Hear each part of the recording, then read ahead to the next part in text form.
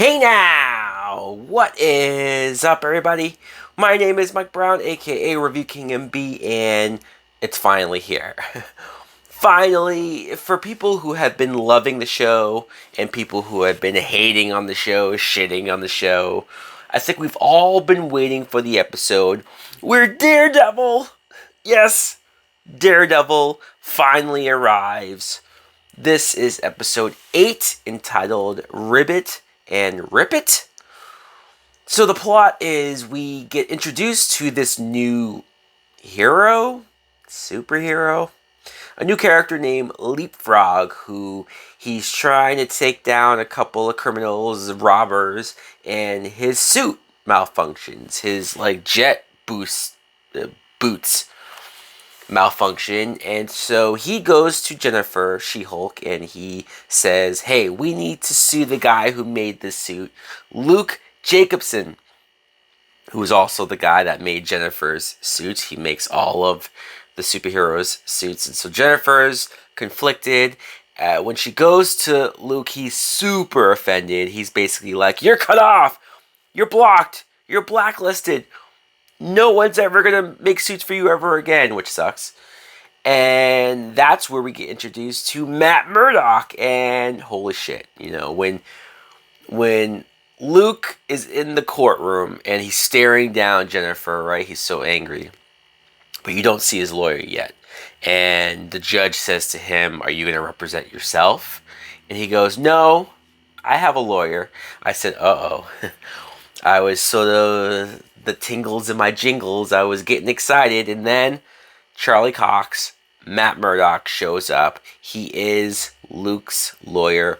He comes in. He's very professional. He already knows how to handle this case, take this case, and it was great to see him and Jen go back and forth, trading off sort of their legal jarbs and sort of wrestle with who is morally right, who is legally right, as far as privacy goes with superheroes. It was great. It was great because you could tell from Jennifer's reactions that Matt obviously has some sort of personal investment with wanting to keep superheroes' identities and privacies a secret.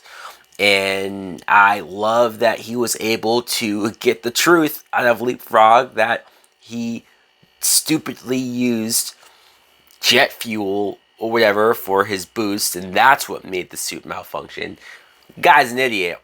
Leapfrog is a complete idiot in the comic books as well, so I was glad that they kept that as far as his personality. And I love the scene where Jennifer was in the bar and she's has a drink with Matt, and the two of them interact, because I love the fact that they met first as lawyers. They met first in the courtroom, because everybody has seen the scene. They keep teasing us. They kept showing us the scene of them meeting as superheroes, as Daredevil and She-Hulk.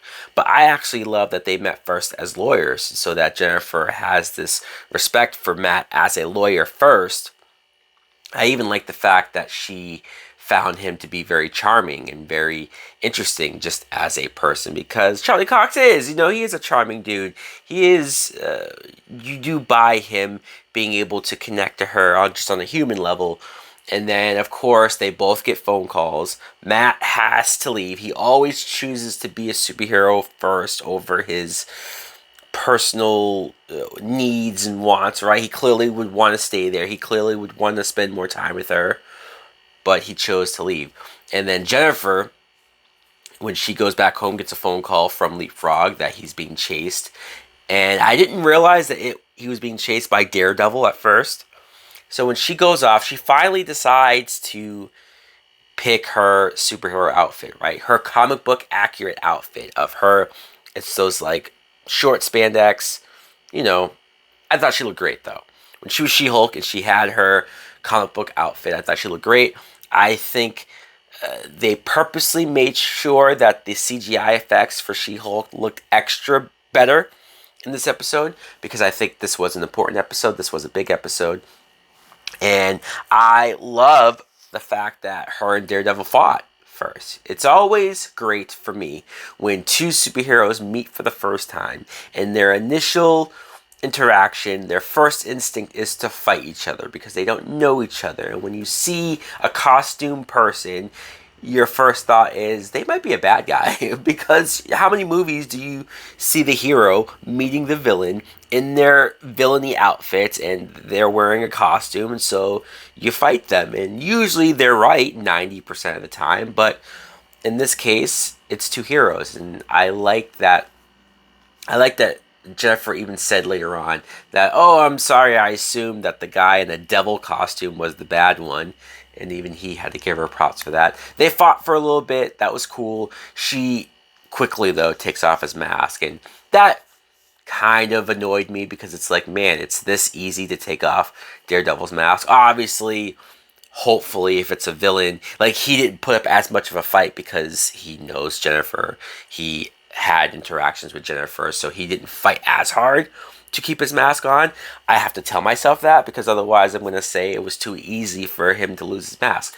But I like how he explained how he can see. He is blind, but he uses echolocation. So that's obviously, this was a great introduction for people who didn't know Daredevil or didn't watch the Netflix show, don't love the Netflix show like I do. I mean, I love the Daredevil Netflix show. It's my favorite superhero TV show of all time.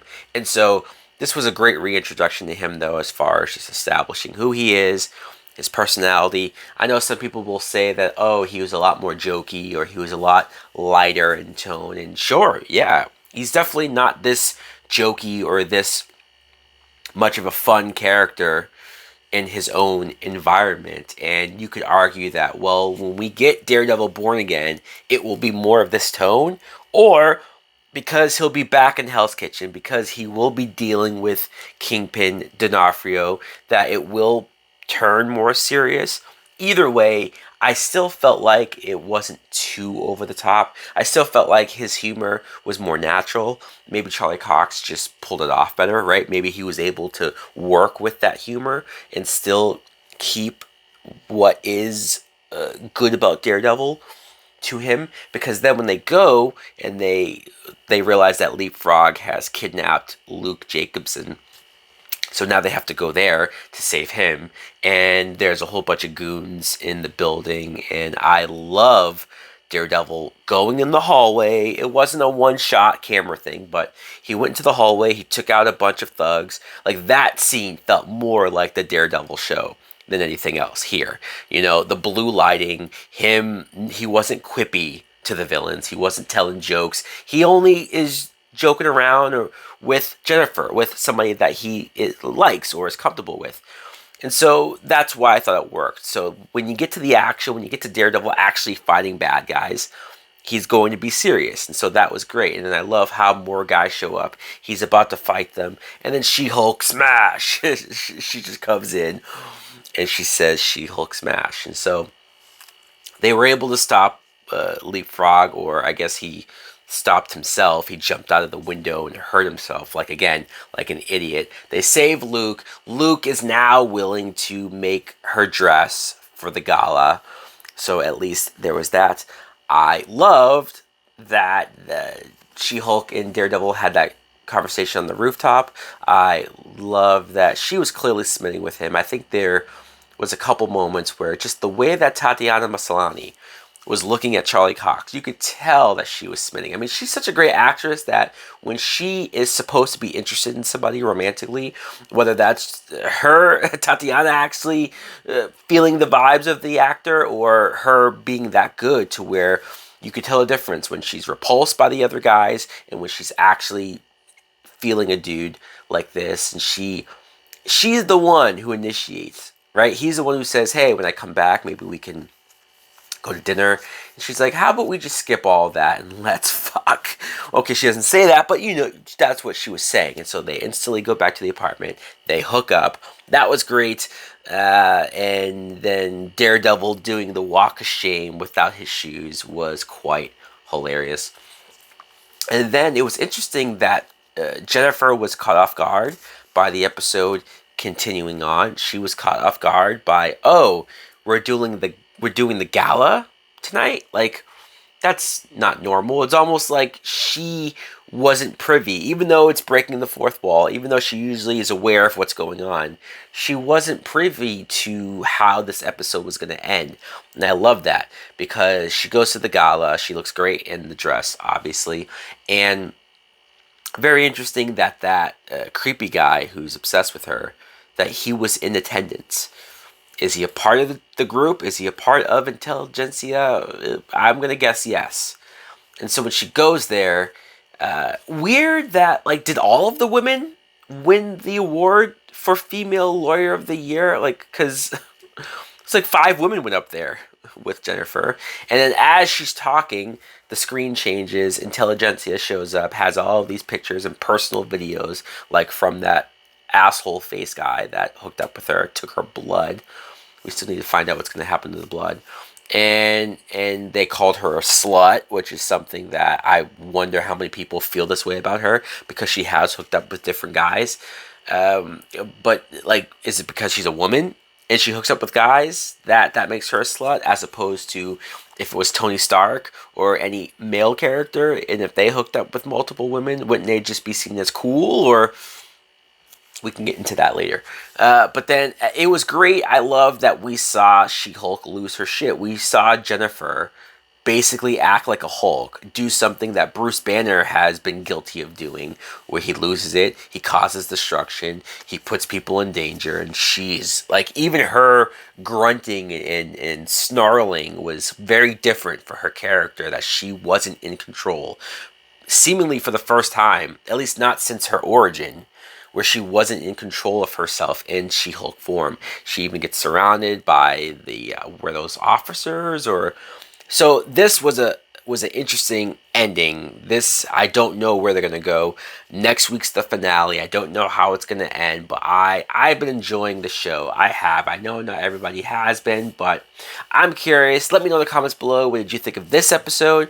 What have you thought of the show so far? And what did you think of Daredevil? Were you happy? Were you pleased? Was the wait worth it? Because I know some people were like, God damn it, they're dragging this out, they're making us wait, and it's annoying, and they're angry. I thought it was worth it. Thanks for watching. Like, comment, subscribe. Later.